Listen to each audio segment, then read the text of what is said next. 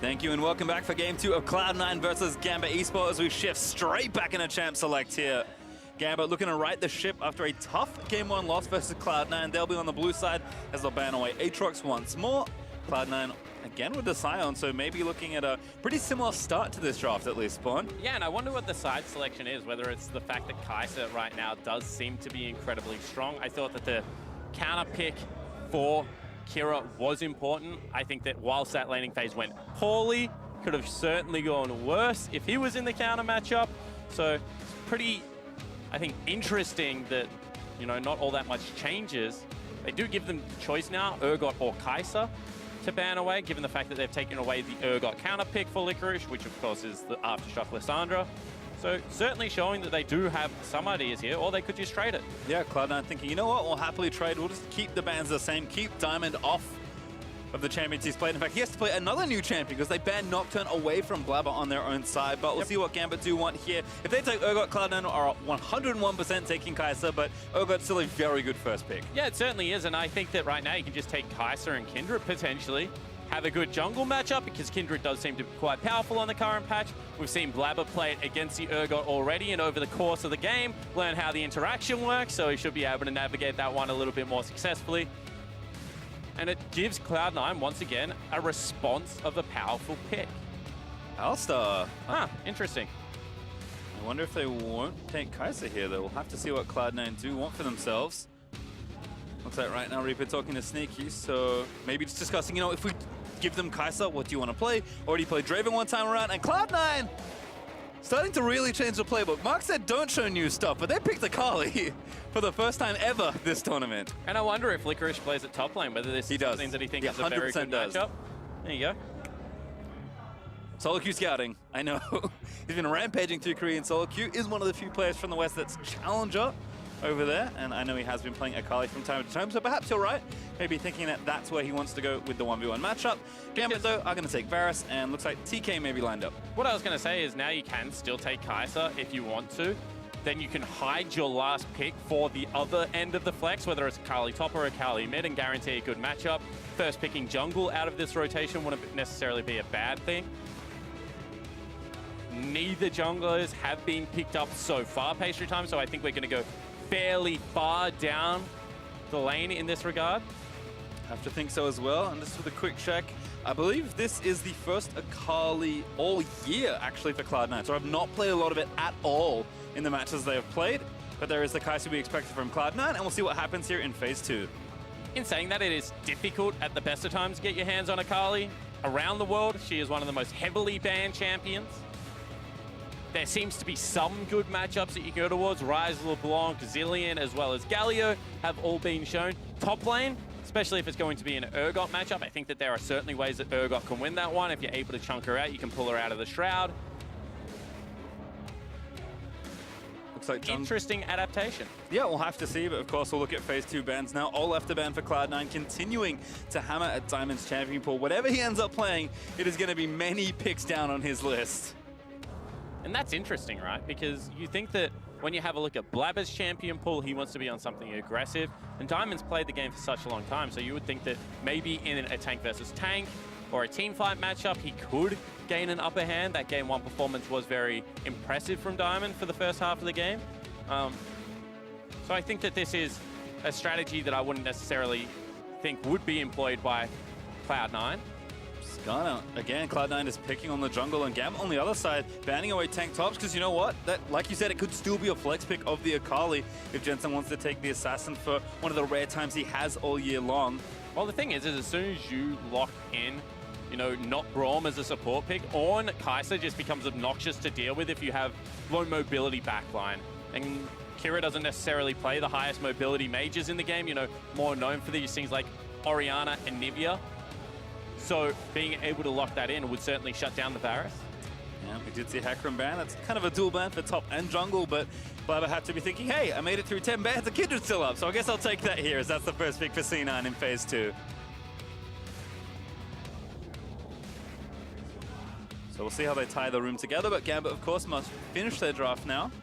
Man, I'm trying to think, you know, what comes next down the list. Is it something like a Xin Zhao to try and dictate some early game pressure for Diamond Proc? Does he go towards an old school pick like Lee Sin? That's an old school pick. Yeah. Kira. It is one of his most played of all time in Anivia, and really did make his mark on Albus Nox Luna with that pickup. And blind picking it, especially given the fact that we think that it could be a top lane Akali, is a bold call. I mean, they don't know either, so as far as they're concerned, it's also blind, even if Jensen does end up playing the Akali. Throwbacks continue. Jarvan hovered there briefly by Diamond, but we'll see if he settles onto Zac here. Can be tough to take a tank versus Kindred, and is going to take Poppy jungle. Huh. I like that. Can stop the engage coming out. They have a very control-centric composition. Front to back, they will be able to shred through if there is no tank in here. They do have to worry about, you know, potentially some good flanks coming through from whoever the Akali player is, not to mention the fact that there could be not a bad 1-3-1, but I guess Tahm Kench really does attack that. So I think the Poppy pick here actually makes a lot of sense, Pastry Time. If they can't force with Zeyzal, if they can't get sneaky into the backline, no one really going to be able to deal with Varus and Ivia from this composition. Yep, Poppy does a great job blocking a lot of the jumps and dashes on the Cloud9 side. Last pick, though, is Victor. You can see Reaper giving his top laner a big thumbs up, says, Licorice, you've earned it. Here's a carry. We'll see and get us through here to game number 3 with yet another win. But Gambit, I feel like actually drafting a very strong comp for them, not just based on what is kind of present in the metagame right now, but the way their style works and their comfort works. I actually really like what they ended up with, which is impressive given how many bans Diamond ate in this draft. Yeah, absolutely. And I think that given the fact that, you know, you got a short-range 80 carry or marksman coming through for Sneaky, it's going to be difficult to attack turrets. So Kira going to have a field day here. They also have the Poppy and Ivia composition, which once again, I think it was Albus Nox Luna ran in their play-in stage, that time in the top lane. So some innovation coming through for the first time. This is what we finally wanted to see out of the Gambit lineup. Give us something fresh, try and shake up Cloud9, try and change their play patterns. And I think they've managed to do that. I think so as well. So we'll see what happens here in game number 2. It was dominance in the top half for Cloud9 in so much of game 1. Looking for a potentially similar trend here as well, with 2 counter picks on their side, plus Blabber back on Kindred for a second game in a row. So coaches and sports staff will settle into their positions and watch their teams move out at level 1. Because the big thing is, normally when you play Poppy, you can't gank mid lane. It's actually one of the hardest lanes to gank, you know, not many walls. They have to seriously misplay for you to be able to get it. With an Ivia, you can gank anyone, anywhere as Poppy, as long as an Ivia forces them in the right direction. So Jensen is going to have to be clued in, because seeing Poppy, you would assume low pressure.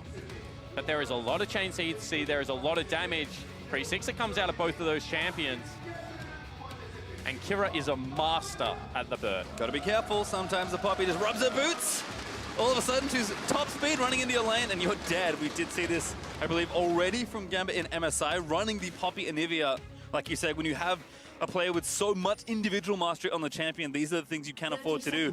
And if Cloud9 weren't thinking about it or aren't prepared, they will be swiftly punished. In fact, Jensen has heal over cleanse. We'll have to see if he gets punished for that at all. Yeah, that's really interesting. Whilst Kira has the luxury of being able to pick up the spell book, you know, not going towards something like a Comet for the laning dominance, wants the freedom to be able to swap out some of the spells as the game progresses. And on runes, also Licorice, we did see the top Akali, but a little different from maybe what we've seen in mid lane. He used to be a bit heftier in these matchups versus Urgot, so his primary resolve with Grasp of the Undying actually is the keystone. Yeah, and that makes sense to me, because when you play against Urgot, you're pretty much playing against a melee champion that wants to dash in, use the shotgun knees, so we'll have a chance to stack it up. Not to mention the fact, did he just get the ward? Yeah, he's going to get the ward. I hate this champion. What I was going to say, so you are going to be able to get the proc, not to mention the fact that you also stay in combat a lot just because of your access to creep wave with Shroud as well as the Q. So we'll have it up and available as often as he wants. See the lane here start. Jensen hasn't played Victor in a while.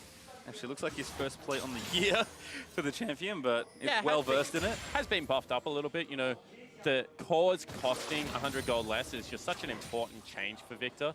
We were talking about, you know, futures market and things like that, helping him out a little bit, but I think this is what needed to push him back in. He also had some pretty lame keystone choices, to be honest, but with Electrocute being nerfed down, you do have a much better trade window when you take something like an Aerie. So I do think that he is in overall a much healthier position than what we've seen. We'll see Blabber there onto the blue, but unfortunately for him, his first bounty is on the left side, and that's the ward that Stehos already cleared at level 1 with the Urgot as Kira with a nice trade. Does get some damage down onto Jensen, but Jensen trading back there as well. But this time around, as long as he survives the early part of the laning phase, it's going to be Kira that can potentially teleport back in with that spellbook. As we mentioned as well, probably should have a little bit more pressure with a Poppy in the lane, so getting pushed in at this stage, not necessarily the worst thing.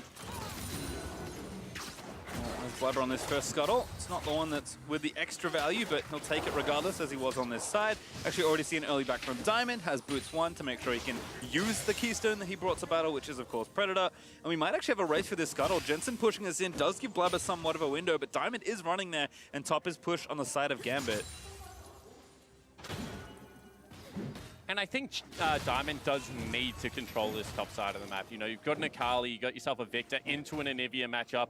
If this doesn't go well, you're in some trouble. Not to mention the fact that Varish just outranges Kai'Sa, but until level 6 has very little kill threat. So I think that it's going to be crucial for the bottom lane to just be able to secure the push. Good vision control going to be crucial for Diamond to keep his top laner safe, his mid laner safe. And if they do farm up in a similar fashion, they have very clear windows where they're going to be able to win the game. These two comps do different things. Not necessarily going to be a 5v5 team fighting comp coming out of C9. It's a little bit of a shocking wall there. So we'll see whether they're able to weather it. Jensen, a bit hungry. Maybe looking to make some omelets, but Kira stays with passive up for now. Blabber also based, has his red spike now picked up. But once again, Kira is just down like a creep wave and getting forced out of lane versus Victor, who Patient Time isn't necessarily known for his lane-dominant play patterns.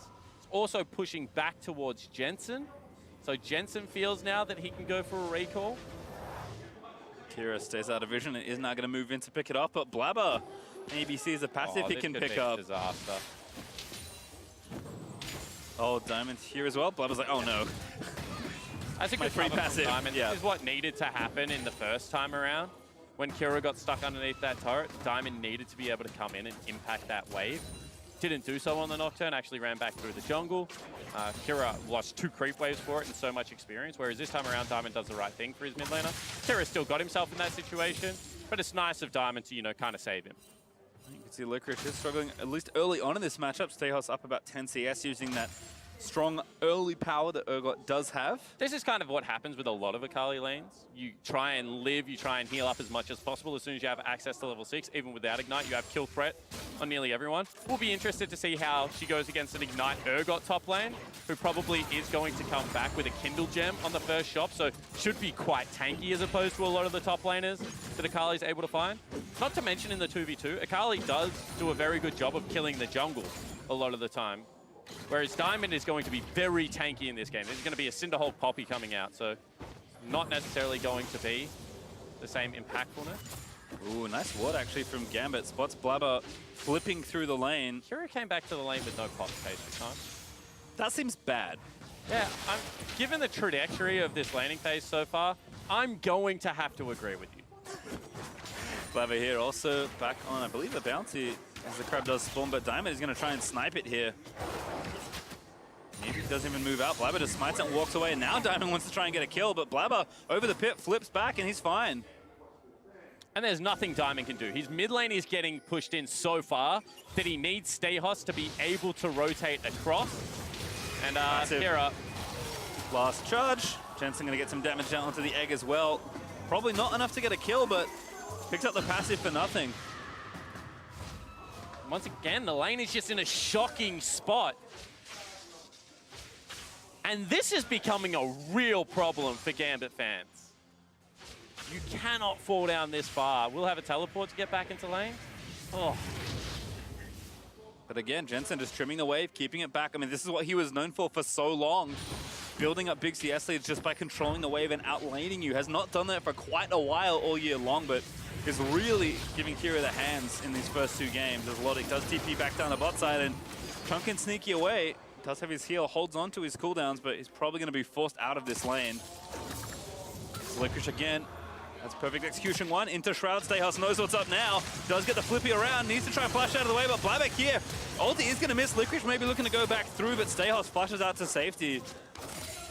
Does get the flash, but survives a 2v1, which is very good, because right now, if you are the Gambit lineup, you must be able to win bot and top very hard. Mid lane is going disastrously. Kira now with the ultimate, if he gets a blue buff, will be able to secure some more farms. Stayhos sticks around.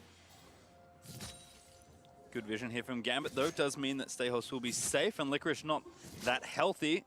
Although Ultimate being down means that he's probably not in too much trouble and still going to try it. Back into the Shroud. Stayhos uses his dash away. Blabber going to dive him. Looking for the first blood one more time, and he's going to grab it. Yeah, and that's just greedy from Stayhos. Wanted to still challenge the minion wave. Didn't think they could get on top of him. However, Blabber's willingness to burn summoner spells and generate advantages once again comes up crucial for Cloud9. And this time we'll see if Licorice can have a different looking game. Still had a good poppy game in game one, mind you, but now on a champion that can really snowball things over and is getting the attention this time for Blabber. As we'll take a look at our Acer Predator replay. Yeah, and Stayhos just thinks that he's going for the mark. That Licorice does the right thing, pulls his jungler back up, gets the maximum distance on flash dash there. And I mean, that's a pretty easily executed gank coming across, and unfortunately for Gambit, their mid laner is now losing. Their top laner has just been equalized after a very impressive early game. Pressure once again on Logic and Edward to be able to make this game work. And looks like using that bot side pressure to bring Kira and Diamond over. Defense already mounting for Cloud9. Those sneak in Zazel back off. Blabber's on this side of the jungle, and Jensen is going to move back around as well. Once again, a wall not connecting there for Kira. And now Kira is very slow. He doesn't have boots pastry time. Doesn't have passive either. Does have his flash, but is already getting ulted by Jensen. Zazel looking to make the combo happen, but Kira does find the good flash. Stun chain there onto Blabber, but he flips out of there and still has Lance with Spike going. Here's the Tom Kent. Blabber burns the ulti. Jensen now fighting on the other side, but Gambit, they found the collapse. They'll devour Blabber, and Logic grabs himself a very important kill. And Gambit fans breathe a sigh of relief. A very nice flash secures himself a kill. It's onto their 80 carry. Logic now has potential to carry out this game. That's the person they needed on 20 CS ahead. Now grabs himself some extra gold as he grabs that kill. And even the bot tower getting low. Diamond actually comfy in the 4v5 to try and 5v4, sorry, to translate onto Dragon. Licorice though looking for some solo action. Flips around, doesn't land the shuriken though, and again deals some damage down. Logic with a great chain of corruption. Zazel on the front side, but he's got no ulti and no flash. He's got Ignite. Sneaky boss to burn the heal, but Edward devours him up. That's going to be another one. This time it's Kira that grabs it. And a kill and assist, exactly what this Anivia ordered. Now all of a sudden, Kira also is feeling pretty good about the pickup, the utility of the Anivia coming up massive, and the bottom lane turret also very low pastry time. So this game on the bottom side of the map could explode at the moment's notice. Gambit have done a great job of sticking to their guns down here in the bottom side. They had one pressure point left after that gank and the double summoner spells burn. Kira looked like he was in no man's land. He looks like he's between three members, but a very nice flash means that they're able to combo out onto this Kindred, and maybe forgetting about the Tahm Kench ultimate because it's not really used as combat ultimate in these kind of situations all that often. Blabber goes down, rookie mistake there, splitting for the rest of the team, and then leads to this play, which is arguably bigger because this is Logic in the 2v2 showing how dominant Tavares can be. Zazel obviously not having the ultimate available means that he's taking maximum damage to the entirety. And giving it over to Kira means that he's now in a situation where that 30 CS discrepancy is still massive, but not as impactful. Certainly softened by all the gold he got, and Gambit got the Infernal off the end of that play as well. So grab the first Drake, and it's a spicy one as Gambit looked to mount a small comeback here in the early game. It did look like, once again, Cloud9 had the pressure, and they will continue to try and snowball. Licorice is going to dive in. Maybe fancy themselves a tower dive. Stayhos no flash right now, going to get flipped back on. The Shroud down. Power hit tags him, and Blabber not quite in position to finish that off. But now Stayhos's job is to just not die. He knows that all the pressure is coming topside. He knows that there's no summoner spells from Zazel, so very hard fought on the bottom side of the map, especially against the Tahm Kench. So Stayhos needs to play this one passively. They will be able to swap the turrets after this one goes down, so as long as he doesn't die, in the next 45 seconds, his job is accomplished, and Logic is now huge. Yep, gets that gold. All that solo first turret gold, feeling real good for the Varus, who's swiftly running towards that play to the Ruin King. Diamond here, going to clear out this ward. You can see Kira with a bit more mana, a lot easier to clear out the wave and just ignore the Victor from trying to harass him, despite, again, that CS difference still very good in Jensen's favor. Kira can now push the wave and leave, which is exactly what he wants to do with Diamond. Yeah, and since the changes on the trading pattern of Anivia, now you can't just ulti E immediately. Honestly, Anivia is kind of 1 to 9. Just sucks. You need blue buff, you need to be able to get some points in your other abilities. It's no longer enough to just be able to ult E someone and have a untradeable window. So Kira being down this far, it is a pretty big deal. He missed a lot of ECCS. He was forced out in situations that I don't think he should have been. But it is important to note that Anivia is a very good champion at this stage of the game. You know, as soon as level 11 comes through and Rod of Ages is stacking up, he is going to be in a power position. One more death, you know, maybe that swings back around again and Jensen regains control of this lane. But for now, the wave clear is going to be pretty oppressive coming out of the Anivia. Yep, you can see that swap from Gambit as well. He's going to try and force down the next turret here. Cloud9 trying to play catch up, but Kira's actually doing a nice job solo pressuring the mid outer as well. Jensen with the blue buff should be able to wave clear happily, so that will force Kira away, but Stejos here to cover. Jensen is actually going to have to flash that stun. A very good flash.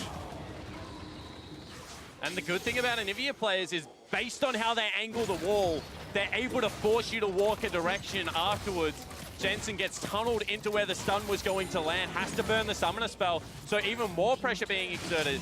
C9 doing the right thing, they're trying to trade objectives, but given the fact that the Drake hit was already taken away and there is a Rift Herald on the top of the map, Gambit right now always trading up, finally having an impactful early game. Yeah, a huge sweep of objectives taken with the turret trade, taking top outer, taking Rift after that Infernal, and probably enough without Shelly to take down the mid outer as well. But Kira is going to try and force something here. 3v2 for C9 there in the mid lane, but here comes TK once again. Moving Luddick in, Edward immediately has to spit him out to safety though, but Blabber took a lot of damage already early. Licorice forced to ulti in, has the next one going. Blabber forced to ulti, but again, he gets chopped by Urgot and put into the meat grinder. And Cloud9 forced to retreat. Zazer with a disengaged Pulvers. Jensen, he's maybe left for dead here with no flash. Good slow from Stejos. They try and run him down. Licorice is here, he's gonna maybe try and save his friend, but he can't do it at all. And now in fact in danger of having to burn the flash. Does save it, but Gambit once more come out on top. And heads up play out of Diamond, gets him back in vision, holds the summoner spell until the very last moment, able to charge him into the wall. And another turret falling down. Herald still in the back pocket. And a meaningful gold lead right now for Gambit. 2,000 gold ahead, looking good so far for what looks like, again, a pretty tough spot in the mid lane as far as the early game goes, but they come together, they play with the picks that they are comfortable with, and this is the kind of thing that happens. And the swing point, as we actually take another look at that play, is going to be the fact that there's no flash available. So Jensen takes a lot of damage at the start of the fight. They can't disengage because they've already committed. Tahm Kench is just such a versatile champion, able to continue that fight. Maybe some mistimed aggression coming from Blabber as he flashes forward, thinks that he's safe with the ultimate. Hasn't got the QSS yet, so obviously falls down. This is a flash I'm talking about. Flash, you would think a charge is going to come across. No, hold the cooldown, make sure that you guarantee the wall bang and able to pick up the kill. Yep, does scoop it up there. In fact, maybe Blabber thinking that the bird did not have passive, but not true. Kira will lose it now, but his general headstrong play, which is certainly something Blabber is known for, does cost him in that situation. So Gambit continuing to find advantages, and like you said, with the Rift Herald still ready, should be a pretty free tier 2 to take down. Absolutely, and the important thing to note, Pastry Time, is this game followed a similar trajectory. Kira falling down very far. Sneaky looking like he was surviving, but the difference this time around was with Varus, you have pressure on the turret. And with that pressure vacuum, they were able to just continually draw people down into the bottom lane. Edward, he's fine. Continually able to draw people down into the bottom lane. They got a couple of skirmishes that went in their favor, and they started stacking up the neutrals. Game one, Stejos had the advantage. Diamond was able to get out ganked, but they weren't able to really convert it into anything. The game was being played much more heavily on Cloud9's side of the map. This time around, they were able to secure themselves those objectives. Second dragon of the game. And without another mid-game team fight going awry, Gambit look like they have control. And unlike last time, Gambit actually ahead when that team fight does roll around. And the next Drake will be Infernal as Gambit continue to lock down those big neutral objectives. Still waiting on Diamond's Herald. It's looking to run out pretty quickly here. So he's going to have to pick a spot for that pressure soon as C9 camping some brushes, hoping someone takes a lazy path through the jungle, but Gambit just through the lane, probably going to channel Shelly here and look to try and pressure this tier 2 turret. Yeah, there's kind of two ways that you could do this. With the wave clear, they're probably guaranteed a charge onto the mid lane turret, so they could drop it here. The other thing you can do is try and drop it behind your Urgot and see if he can generate any pressure. As soon as they see people on top lane turret, they just drop it mid lane. They've already cleared out this wave, and if the rotation doesn't come any quicker, this is nearly a turret take that's going to go down. Yeah, move Stayhouse from top as well, so full fight for Gambit, +1 there. The charge does come through from the Herald. Kira looking to lock down. Jensen finds the stun. Zeyzal trying to deny them out as he dives into the back line, but Shelly's still up. Actually, a kill already onto Jensen as Diamond found the assassination, and now Zeyzal, he's put into the grind the next time as Stayhouse snipes him with Fear Beyond Death. And Gambit are just going to pressure this inhibitor turret now. Licorice forced to ulti away. And Kira coming up clutch in these team fights, gets the two-man wall, and because Diamond was on the front line, Zeyzal can't find a way in. Gambit break the base, and they're in firm control. Won't pressure too longer, only 10 seconds on the remaining respawns given how early we are into this game, but Gambit just bust open the midsection of the map and now translate towards top. Looks like Abyssal Voyage was used to just make sure the minions moved in the right direction. And Gambit's strong mid-game is going to be very strong when the 20-25 minute mark rolls around. I mean, it's strong now, and the difference between this fight is it's all on their turn. Spellbook uses heal. Just innovation coming out of Kira here. The denial onto the back line for Zeyzal could not get past Diamond. Gets pulled back in. This fear becomes crucial because you can see the Akali can't use any ultimate charges across the back line. Can't get anything done. Ultimately has to dash out. And Sneaky even burned a summoner spell on the back end of that one pastry time. So now all of the carries apart from Jensen really sitting ducks. And without Flash, Zeyzal just can't guarantee his combo. Gonna have to get creative with the Hex Flash perhaps, but Cloud9 left stuck trying to find something. Zeyzal does look mid lane, but Gambit playing back towards their turret. Still have the mid outer to protect themselves. In fact, C9 only 1 turret to the 5 that Gambit have managed to accrue already. Up over 4,000 gold, looking in 30 seconds to get full control around the Baron area as Logic plops down a control ward in the pit. And we've seen Cloud9 have to play on the back foot before. We'll see if they can do it here again, because Gambit are in full control right now. Yeah, but I think this Cloud9 composition is much harder to execute than the Lissandra composition. Lissandra was able to buy so much time on the back line, you know, with the ultimate, with the Zhonya's Hourglass, had a lot of control. And this time around, they're relying on Jensen to be able to do that. And whilst that's fine, normally with the Victor, against Anivia, we've just seen the wall come up clutch time and time again. This was a pick that Jensen actually took into the Anivia, and it looked good during the laning phase. Actually, he won out on the lane very hard. But Anivia now in very firm control. Thought that Diamond might look for something there. And the other thing that we don't normally talk about with Anivia is, since it changed to ultimate damage on neutral objectives, takes things like Baron like really quickly as well. Obviously, you have to worry about mana concerns, but with the Blade of the Ruin King, Ginsu's user on Varus, if they ever win a team fight, you know, or just pick Blabber, Baron becomes a very real objective for this team, not just turret. And that's music to Gambit's ears, certainly. They're a team that has always played around Baron. Has ulti out, gonna find a pick. Sneaky dead already. Logic just finds the snipe. And now Zeyzal left out to dry on the front side of the fight. C9 trying to find something as Blabber peppers Edward with arrows. But Gambit have got more than enough coverage. They will get out safely, and they'll take the pick. And no ultimate use from Blabber this time. They still knew that they could rip him back if needed. And you can see that this Gambit lineup right now is just rolling. Their siege underneath turrets is so strong. And I like the fact that this time around they didn't overcommit. They took the one pick, they were willing to back away. Stone finds Blabber. He jumps away, so no range can be found. But Gambit have started the Baron. This might be enough space for Gambit to just take down a very early objective. I think they know they're on it. Yeah, you don't have Kira there for a while as Abyssal is going to ride Edward in, but it's just him as Blabber. It's going to get forced out. Licorice trying to find the dive. He wants Diamond. It's so low, he finds in. Perfect execution. Dashes in for the assassination. And now it's Cloud9 that might look to take the Baron, but Gambit still continuing the fight. Zeyzal with a big 4-man pole. Does find a good action on the front side of the fight. Cloud9 going to chase them away from the area as Sneaky back off the respawn. Yeah, and really smart disengage coming out of Gambit there, because without Diamond, Zeyzal can just continually look for access into that backline. They will back away. Blabber checked the Baron health as well, knew it wasn't going to go down all that quickly, was able to get back over the other side of the pit, and that's a mistake one more time from Gambit in the mid lane.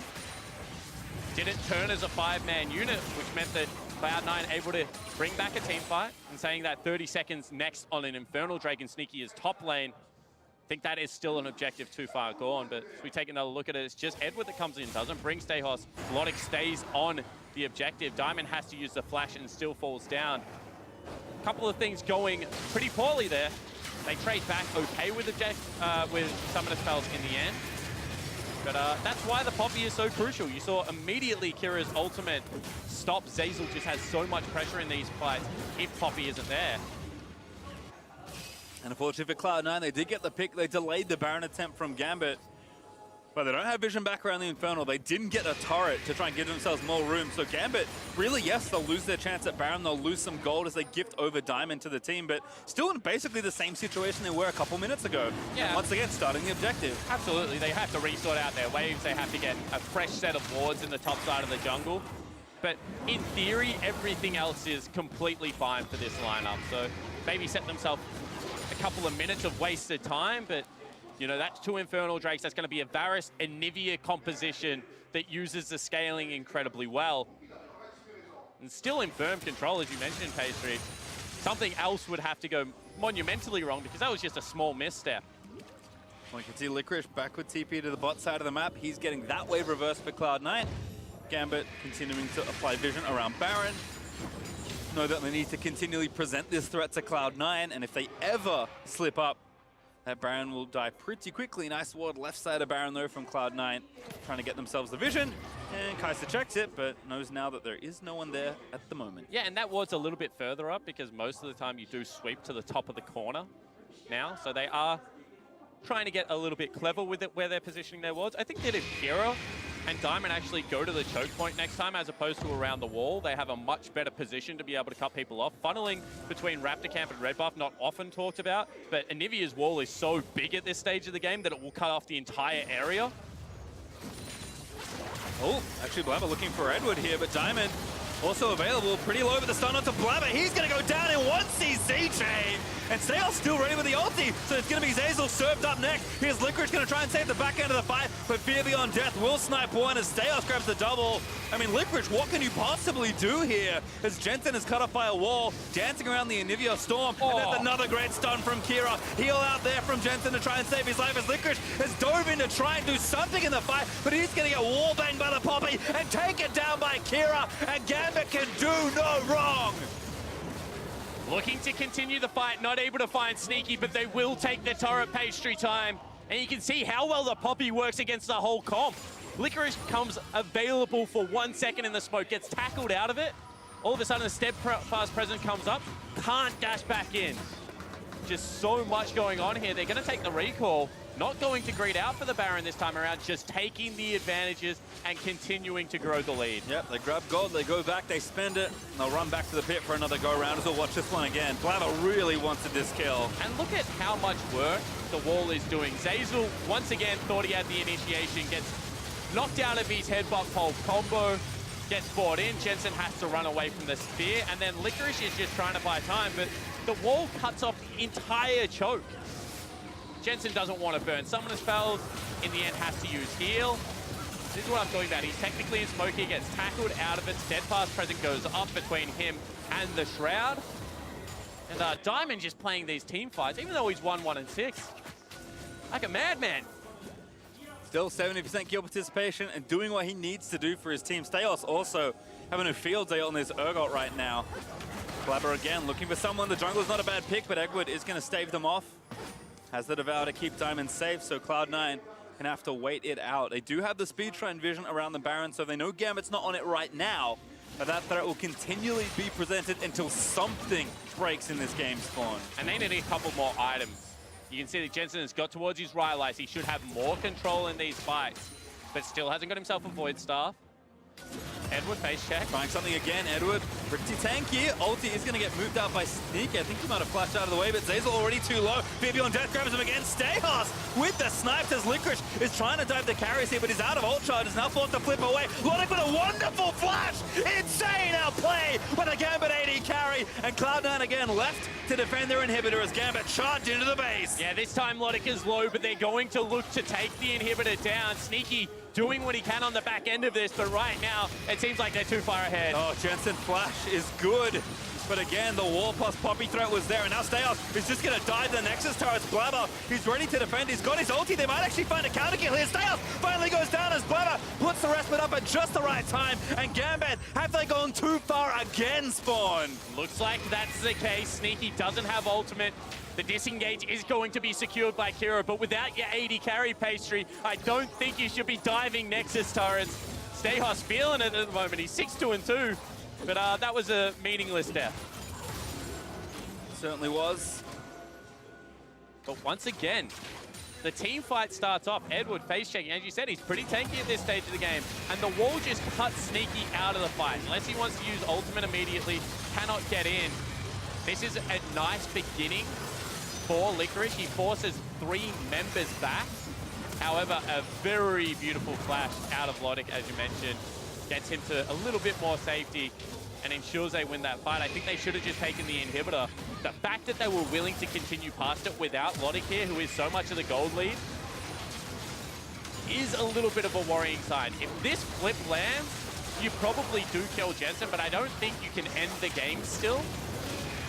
And if it misses, then you get forced out of the base. Once again, you give a small advantage back. And it's not losing them the game right now, but it is just making the game become a little bit more protracted. Sneaky's picking up half items here or there. Once again, if he gets towards the 3-4 item mark, this is going to be a difficult game to execute upon. And not habits that Gambit want to build, given that we could be in for a long series. And with the stakes so high, Inhibit mid also still up, so Cloud9 didn't even lose that and open up an additional bit of pressure. However, check the right-hand side of your map. Infernal up in under 10 seconds. Ooh, Gambit will stack their third if they can take it. I feel like Cloud9, they have to fight.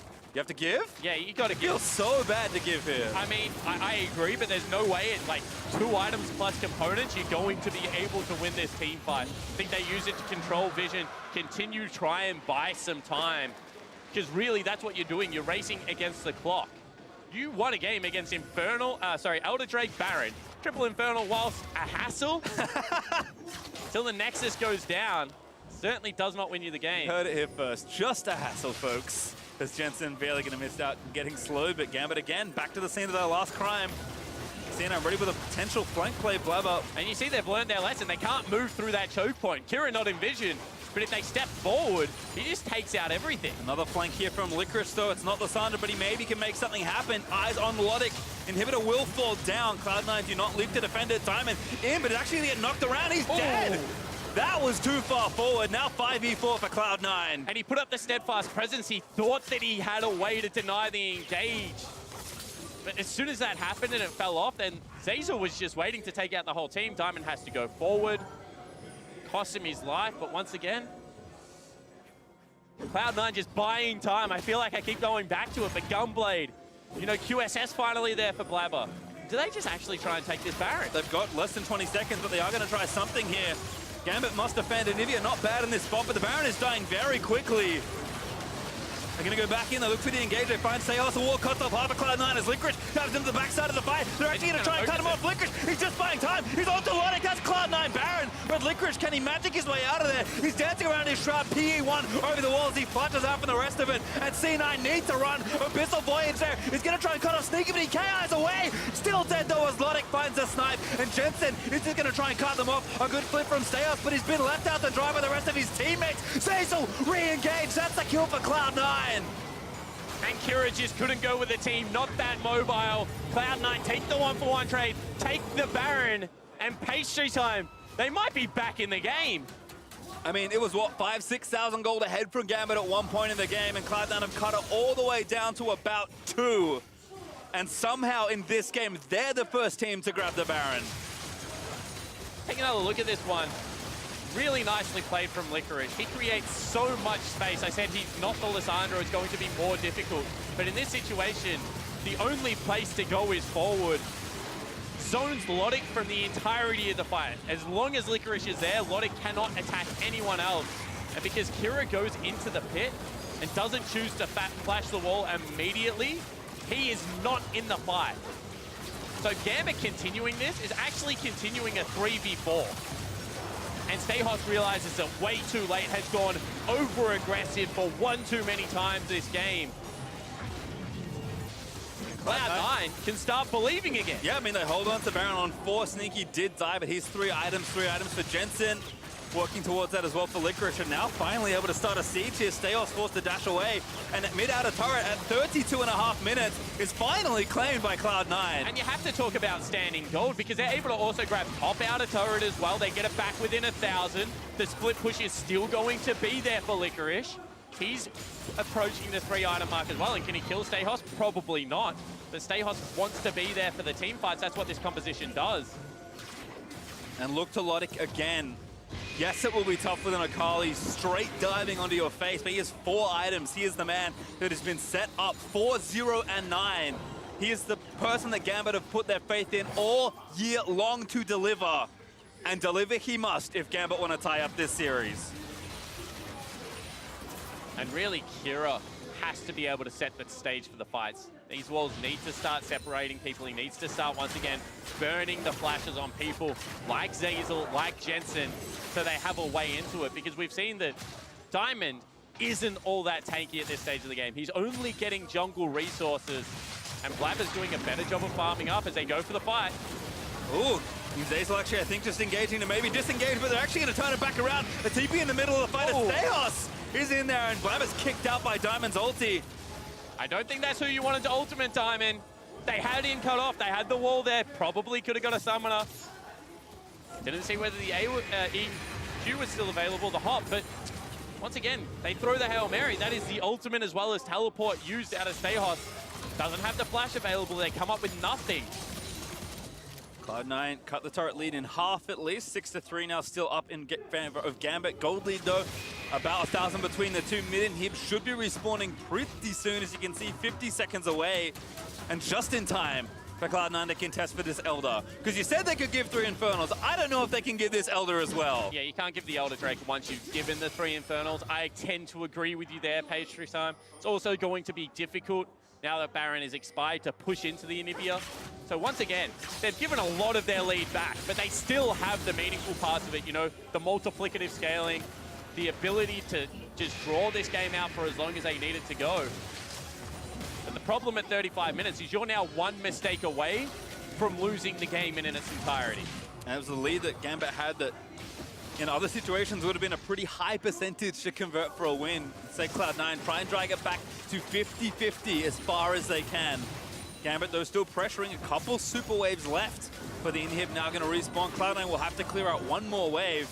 And then it's a race to this Baron as Licorice has found himself a pretty creative flank spot, but an ulti from Logic is going to start the CC chain up. Blabber with a very good last-second ult. Needs to try and save Jensen, but Diamond found it as Zeyzal by the big pulverize. Stayos in the front side. He's getting burnt down by the marksman of Cloud9, and Licorice dives in. Execution is good, but Kira is able to find the trade kill. Now Blabber, he's forced away as Sneaky's left out to dry. Killer Instinct supercharges out, but he still gets stunned blind by Kira's Q. And Gambit, that might be enough to seal this game. Yeah, it certainly should be. Once again, Kira's walls coming up clutch. The Anivia God able to turn the game around, and they'll march towards the Nexus. Inhibitor dead, it's 2 only in the defense. The rookies on Cloud9, Zeyzal and Blabber must defend a seemingly impossible situation. But Gambit, they'll just ravage down these Nexus turrets. They'll tie up Zeyzal in the Steadfast Presence. They'll put the Glacial Storm on the feet of Blabber and force him down with the stun. As Gambit, they'll tie out the series in style.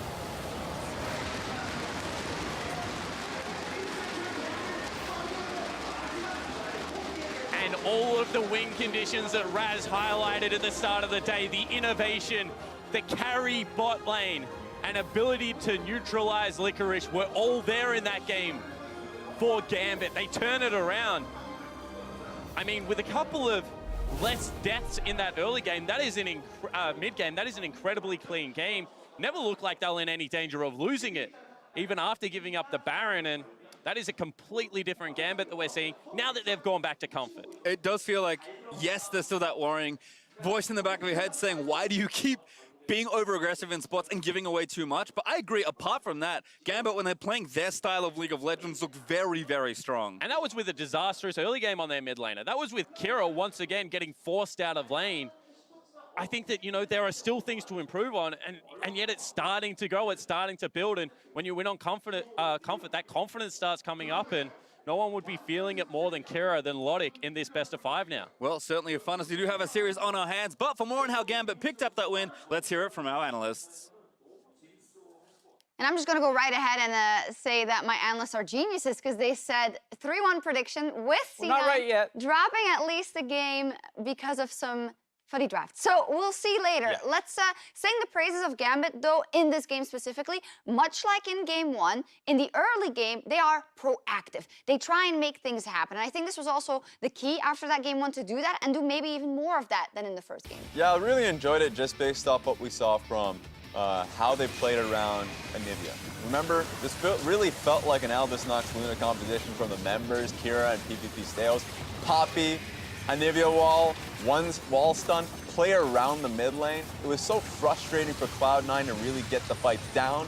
Gambit would toying with you. Yeah, there's Blabber. He must be the most Urgot ultimate target of all time because he always jumps forward. He's always playing a squishy champion, and he always just uses his mobility to get in range. So he's just like sitting there, his pinata, and he always gets popped. So before this segment, Mark told me, you know what, I'm going to really praise the Gambit for doing well, and I'm going to be careful not to be too hard on C9 for it. And now you go off and you're immediately Can't do it. like crucifying do it. Blabber. Well then, tell me what you disagreed with in this draft, Mark, because it looks to me like they did get a couple of components that are good for them, like the Kai'Sa. Yeah, there's a lot of good food, but if you mash it all together, it doesn't taste good. That's basically what this draft is. Like, Akali flexing the top lane can make sense. You don't flex it into an Urgot that you're going to lose. Your bot lane is also a losing lane, and your mid lane is a good matchup for the most part, but it's not a supportive control mage. It is still very much a carry-oriented control mage, so it's nothing to protect a Kindred when he goes in, like we're used to seeing out of C9. So these are the kinds of drafts I did not want to see,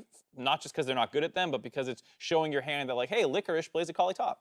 Yeah, it doesn't really give them focus too. I'm looking towards what Cloud9's draft actually looks to achieve. It's very much, I'll sit back and I'll wait, but who is your primary engage point? It would be the Alistar, but if you're losing lane that heavily, you're not really a tank. You Into a Poppy. Yes. So one other thing I want to mention is that, we were hard on Kira. We have been for the entire playing stage. But as we look at this next replay, Raz, you said it. This is something he is used to, and it doesn't matter if he doesn't do well in lane. He wants to do this. That's why I love the Poppy pickup with the Anivia. Remember, we've seen this years in the past.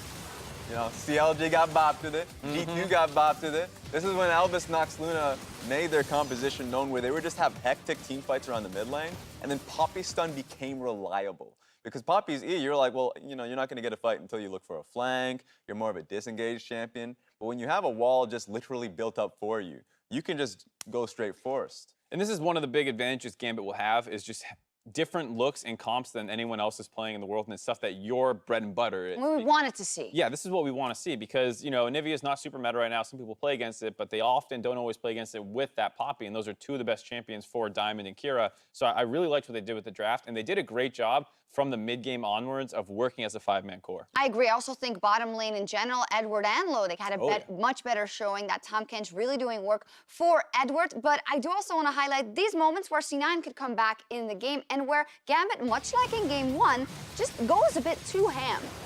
Yeah, we thought this might be the beginning of a C9 comeback, Yes. and they definitely had the makings of it as they just kind of tunneled on finishing off inhibitors and greeting out for the extra objectives. And here, while you do get this, Baron's up, you can work for the Baron first, and now people are going in one at a time without any real advantage in that fight beyond the fact it's a 5v5, and C9 did a great job here. This is my initial worry with the compositions that Gambit ran, because while they empowered their bottom lane, Logic had a great laning phase alongside Edward, you don't have that Alistar anymore. The engage isn't there, so you have to be a lot smarter with how you choose your fights, and this was a good example of Gambit really struggling to do that. They couldn't push through when they didn't have a super minion wave. Around Baron, they couldn't flank at all. They didn't know when to fight, when to actually jump in there, and how to use Poppy. So there were a lot of questionable moments that made it so, yeah, even though Cloud9 messed up in draft and were behind, they still had a chance to come back. But on the other hand, you don't expect Gambit to play it out perfectly, right? So I think maybe we give him some slack for the fact that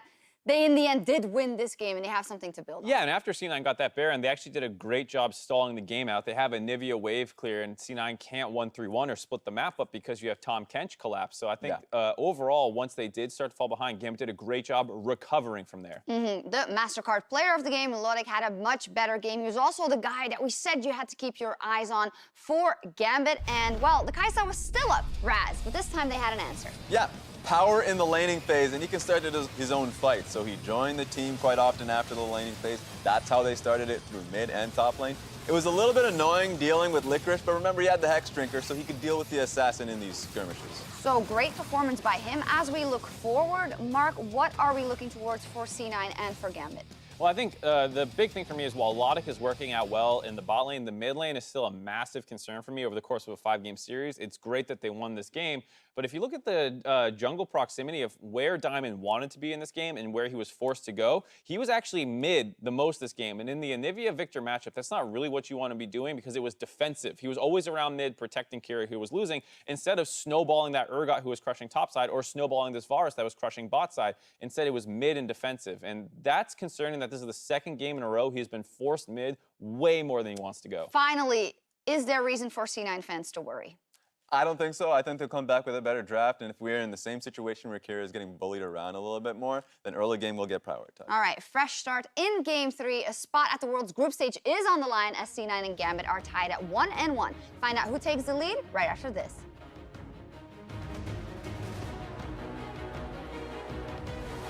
Here's the Tahm Kench, Blabber burns the Aussie Jensen, now fighting on the other side, but Gambit, they found the collapse, they'll devour Blabber, and Lodic grabs himself a very important kill. Blabber forced to ultimate again! He gets chopped by Urgot and put into the meat grinder. Lockdown, Jensen finds the stun. Zeyzal trying to deny them out as he dives into the back line, but Shelly's still up. Actually, a kill already onto Jensen as Diamond found the assassination, and now Zeyzal, he's put into the grinder next time as Steyer snipes him. Licorice, can he magic his way out of there? He's dancing around his shroud, PE1 over the walls, he punches out from the rest of it, and C9 needs to run. Abyssal Voyage there, he's gonna try and cut off Sneaky, but he KI's away. Still dead though as Lodic finds a snipe, and Jensen is just gonna try and cut them off. A good flip from Steyer, but he's been left out to dry by the rest of his teammates. Zeyzal re-engaged, that's the kill for Cloud9. Licorice dives in, execution is good, but Kira, he's able to find the trade kill. Now Blabber, he's forced away as Sneaky's left out to dry. Killer Instinct supercharges out, but he still gets stunned blind by Kira's Q. And Gambit, that might be enough to seal this game. NA, nothing more. Welcome back to Assist of the Week. During the EULCS regional qualifier match of Schalke 04 and G2 Esports, Schalke was looking to spring an attack. Upset and Vander initiated onto Perks, causing G2 to respond with everyone sparking a full-blown team fight. A fight that quickly started to go in favor of Schalke. Looking to cut their losses, G2 started to pull back, but Amazing was not finished with them and knocked G2 Esports back into Schalke's clutches. This allowed Schalke to score 4 kills and claim victory over G2.